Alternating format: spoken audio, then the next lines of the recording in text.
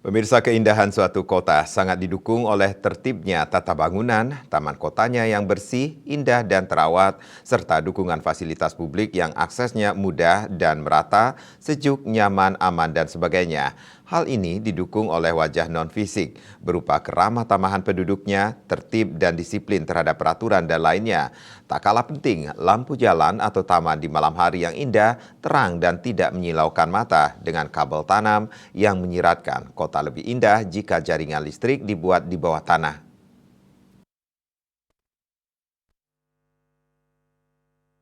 Guru Besar Arsitektur Fakultas Teknik Universitas Udayana, Profesor Putu Rumawan Saleh menjelaskan, citra kota yang terbentuk karena pad atau jalur dan distrik atau kawasan merupakan pengejauhan dari akses sirkulasi yang menghubungkan antar kawasan di perkotaan atas dasar fungsinya atau jalur yang ada umumnya digunakan untuk kepentingan transportasi dan sekaligus sebagai jalur pendistribusian daya listrik dan lampu penerangan jalan (LPJ).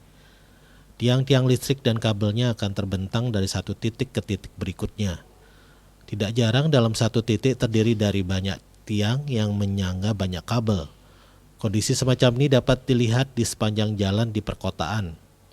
Banyaknya kabel yang menggantung berakibat pada kesulitan mengatur tanaman atau pohon hias di sepanjang jalan. Di beberapa titik, padatnya tiang dan banyaknya untaian berbagai kabel dipenuhi oleh tanaman rambat. Dampak yang dirasakan adalah sangat mengganggu pandangan mata ataupun juga bagi mata kamera. Solusi terbaik adalah bahwa di pusat-pusat perkotaan yang padat hendaknya tidak memasang jalur kabel listrik melalui tiang, baik yang searah jalur maupun melintang. Di pusat-pusat perkotaan sering terlihat adanya kabel listrik aneka dimensi yang terpasang pada dinding fasade bangunan. Pandangan dari jalan terlihat rapi, akan tetapi dikhawatirkan ada indikasi kabel akan retak atau putus jika terjadi gempa dengan goyangan horizontal karena struktur bangunan yang rigid dengan kabel yang panjangnya sesuai dengan bentang toko yang menyatu dalam deretan bangunan. Bila dikaitkan dengan estetika kota yang beridentitas, maka dapat disimpulkan bahwa kabel-kabel listrik yang berada di sepanjang sisi jalan merupakan kabel distribusi daya listrik ke pelanggan. Keberadaan tiang distribusi tersebut umumnya ditumpangi untuk kepentingan lampu jalan.